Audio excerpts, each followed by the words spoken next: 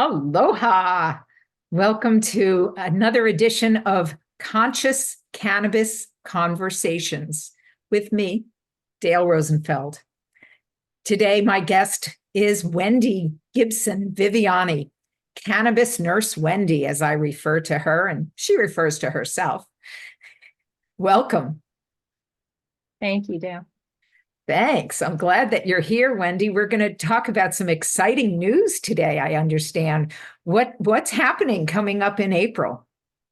There's a huge event planned in Washington, D.C., and it's going to be the largest gathering of cannabis activists in the history of the world. They're going to have not just, it's called the 420 Unity Day and Week. It's a whole week of events that are planned around cannabis laws. And these activists are going to be lobbying Congress on April 18th to explain to them the reasons why cannabis should be descheduled, as in removed from the Controlled Substances Act, rather than just rescheduled to another category in the Controlled Substances Act. So let me make sure that I understand and that others watching this as well understand. Descheduling is one thing, rescheduling is something else completely. And what we're looking to do is deschedule cannabis so it's the same as a carrot.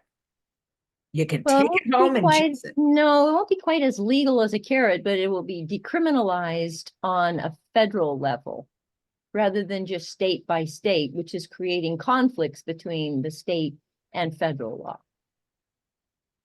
Okay, so then people would not have to worry so much if it became descheduled federally. Yes. Would states be able to still make their own decisions? Absolutely. So could they say, no, we don't want to deschedule it? Well, they don't have anything to do with descheduling. Only Congress or the president or the DEA can change the schedule. So what would the states be able to do? They can create their own sets of laws on how they want to regulate cannabis in their state. I see. Okay. Mm-hmm. So just like some states have allowed medical and some have not. Absolutely. Okay. But it'll remove that conflict that we have with federal law. Because a lot of our patients suffer because there's a conflict between state and federal law. So you're thinking of going to Washington to be part of that? Maybe. I'm not sure if I'm going to go yet, or if I'm just going to stay home and organize local events. And so if people want to get involved, how can they do that? Mm-hmm. Well, if you would like to sign a petition that says that you support the descheduling rather than rescheduling, you could check out the Drug Policy Alliance's website. They have a petition there. And thank you for providing the website address.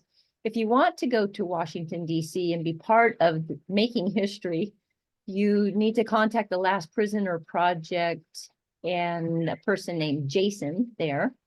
If you want to get involved locally, we're still in the planning stages, but please do contact me at cannabiseducationhawaii@gmail.com. And I think what we're going to be doing is mostly just trying to raise awareness about the difference between descheduling and rescheduling and why it needs to happen pretty soon. And then also maybe to get people to sign the petition just to show more support. And that petition is specifically about descheduling. It is, and it's going to Biden. So we need to participate in at many levels of government. So that one is targeting Biden, and then we are going to be visiting Congress on April 18th, but there's a whole week of events planned from the 14th to the 19th. And Students for Sensible Drug Policy are hosting the 14th event. There's going to be a concert on the 19th. There will be on the 17th and 18th, all kind, well, of I'm not sure if it's a march or just anyway. It's a full week of events. Wow. And So yeah. exciting. So I know. much change is happening. I testified last week at the county council. It was Yeah. powerful to be there with people who are making laws. So going to Washington would be even more powerful, I'm sure. I'm hoping that this is the dawning of the age of cannabis. Let's sing it. Yeah. The dawning of cannabis. The dawning of the age of cannabis. There we go. Age of cannabis. Anyway. If anybody would like to contact either of us, here's our emails. We're always happy to take emails about what you'd like to hear on our next Conscious Cannabis Conversation. But more importantly, if you want to get involved in some way and make this world a better place. Thank you so much, Wendy. Thank you for having me, Dale. I really appreciate the opportunity to talk about my favorite subject. I never stop talking about it, which is cannabis. Mahalo. Aloha.